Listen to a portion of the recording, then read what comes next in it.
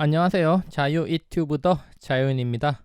오늘은 인플레이션과 금리 인상, 긴축, 파월은 무엇을 생각할까? 부를 지키기 위해 알아야 할 것이라는 제목으로 이야기를 한번 해볼까 합니다. 최근 2달 동안 시장에 가장 큰 화두로 떠오르고 있는 것 바로 인플레이션, 그리고 미 국채 금리 상승에 따른 금리 인상 조기화, 패드가 긴축을 할 것이다, 이런 우려가 시장에 나오면서 크게 흔들리고 있습니다. 그러면서 파월은 그럴 일 없다라고 선을 긋고 있는데요. 자, 그렇다면 지금 우리가 이 같은 일련의 시장의 움직임을 보면서 앞으로 어떻게 하는 것이 우리의 부를 지키는데 조금 더 도움이 될까? 여기에 대해서 한번 생각해보는 시간 가져보도록 하겠습니다.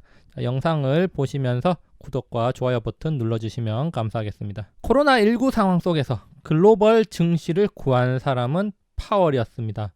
빠르게 막대한 유동성을 증시에 퍼부으면서 글로벌 증시는 급반등을 했고 우리나라 증시는 새로운 역사를 썼습니다. 물론 미국 증시도 새로운 역사를 지속적으로 썼습니다. 자, 그런데 지금 현재 파월은 과거와 달리 빠른 조치를 취하는 게 아니라 지금은 인내할 구간이다 라고 하면서 인내를 요구하고 있습니다.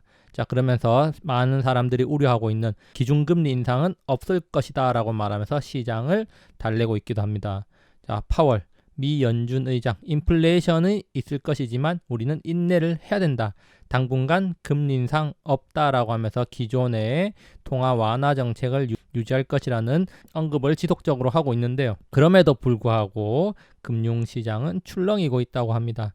자, 금리 상승 견딜만 하다. 자, 이 금리 상승이라는 것은 미 국채 금리 상승이고 곧 소강 상태를 맞이할 것이다, 이런 이야기를 하고 있는 겁니다. 자, 인플레이션 충분히 용인할 만한 수준이고 앞으로 좀 더 강력한 인플레이션이 오더라도 용인을 해야 된다, 이런 이야기, 이런 맥락에서 이야기를 하고 있다는 거죠. 그러면서 자, 최대 고용, 자, 문제는 고용이고 평균 2%의 인플레이션이라는 목표에는 아직도 멀리 떨어져 있기 때문에 지금 상황, 우려할 만한 상황이 아니다라고 이야기를 하고 있는 겁니다. 자, 과거에 막대한 돈을 풀면서 적극적으로 시장을 살렸던 파월이 지금은 인내를 요구하고 있다는 점에서 시장은 상승세를 멈추고 다소 주춤하고 있는 상황입니다. 그렇다면 지금 상황을 정리해보면 이렇게 우리가 또 이해를 할 수도 있을 겁니다. 자, 시장은 인플레이션과 긴축 이야기를 꺼내면서 사람들을 겁주고 있습니다. 자, 여기서 사람들이란 건 일반 개미들, 시장 참여자들을 말하는 거죠. 그러나 파월은 이런 시장에 대해서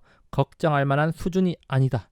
지금 우리가 바라봐야 할 것은 고용 회복, 그리고 2% 선에서 지속적으로 유지되는 인플레이션이다, 이렇게 이야기를 하고 있는 겁니다. 그래서 옐런과 파월은 지금 시장을 지속적으로 바라보면서 지금 긴축 월드를 향해서 천천히 나아가고 있습니다. 절대 빠르게 가지 않죠. 가끔은 멈췄다가 조금씩 나아가고 있습니다. 자, 그런데 지금 옐런 파월과 같이 가야 할 인플레이션은 지금 일찌감치 먼저 긴축 월드 매표 사업까지 와 있는 겁니다. 그러면서 옐런과 파월한테 빨리 오거나 아니면 천천히 오고 싶으면은 국채 금리를 빨리 낮춰라, 이런 식으로 협박을 하고 있습니다. 자, 그런데 옐런과 파월은 빨리 갈 수가 없습니다. 왜? 지금 고용이라는 놈은 뒤에 쓰러져 가지고 지금 따라오지를 못하고 있기 때문에 이 고용을 데리고 가려면은 아직도 한참이 걸린다는 거죠. 자, 그래서 이 긴축 하이웨이에서 인플레는 저만치 멀리 달아나 있고 지금 파월과 옐런은 천천히 이 고용을 데리고 가야 되는 상황이라는 거죠. 그래서 인플레만 혼자 빨리 가 있기 때문에 사람들은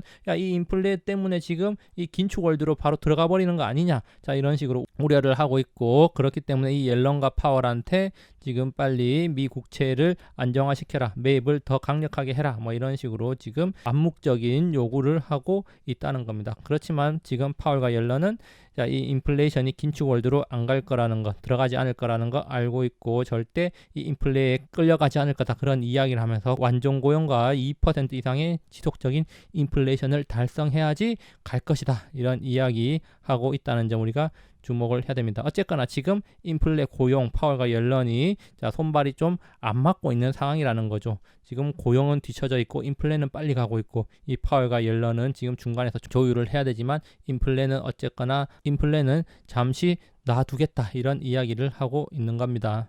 자, 그렇다면 우리가 정말 지금 시장에서 주시해야 될 것, 바로 핵심은 무엇일까? 이것을 한번 생각해 볼 필요가 있습니다.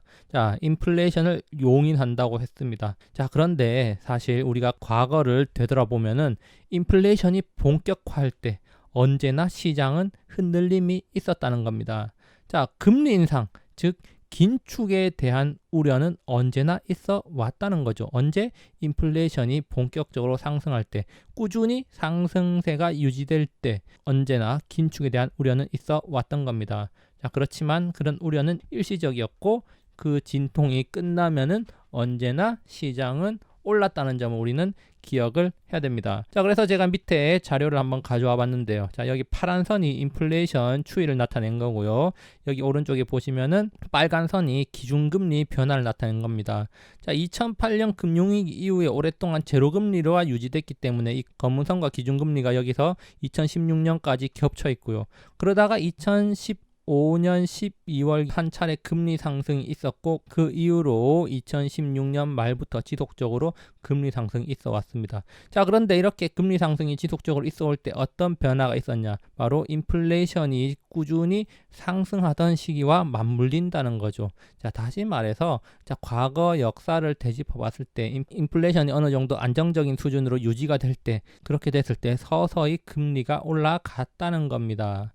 자, 그러면은 이렇게 금리가 올라갈 때 주식시장은 어떻게 됐었냐? 그래서 앞서 본 그래프에서 S&P 500 지수 변화 추이를 한번 복합 차트로 만들어 봤습니다. 아까 전에 본 거는 15년의 기간이었지만 지금은 7년, 2014년 이후로 한번 추려 봤고요. 자, 그래서 좀 전에 봤던 추세적으로 인플레이션 구간 이 구간이고, 그리고 금리 상승 구간이 이 구간입니다. 자, 그런데 보면은 공교롭게도 2017년 이후부터 지속적으로 금리 인상이 있어 왔는데 이 금리 인상 구간에서 꾸준히 S&P 500도 상승했다는 걸 알 수 있습니다. 자, 그런데 한 가지 눈에 띄는 점은 본격적으로 인플레이션 구간에 진입했을 때, 자, 그리고 이것이 유지될 때, 자, 금리가 한 차례 이렇게 올라갔는데요.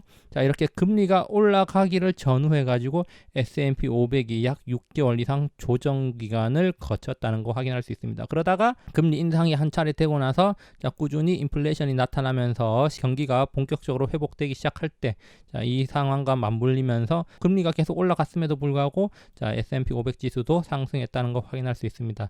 자, 다시 말해서 금리가 처음에 올라가기 전부터 약 4, 5개월 정도 지금 시장은 우려를 나타내면서 흔들렸고, 실제로 금리가 상승하고 난 뒤에 몇 달 뒤부터는 지속적으로 주식시장도 상승했다는 거 확인할 수 있습니다. 자, 여기에서 중요한 키포인트는 바로 이 인플레이션이 되는 거고, 자, 그렇기 때문에 이런 인플레이션이 나타나면은 자, 금리 상승이 되는 거 아니냐, 긴축이 시작되는 거 아니냐, 이런 우려가 시장에서 나오고 있는데 지금 현재 상황이 과거와 매우 유사한 상황이라는 거 알 수 있습니다. 더 보여주고 싶은 게 많지만 시간 관계상 생략하겠습니다. 자, 인플레이션과 긴축 우려는 과민 반응이다. 다시 말해서 오바다. 이렇게 저는 이야기를 하겠습니다. 자, 그러나 그동안 많이 올랐던 성장주는 시험대에 올라 있는 게 맞습니다.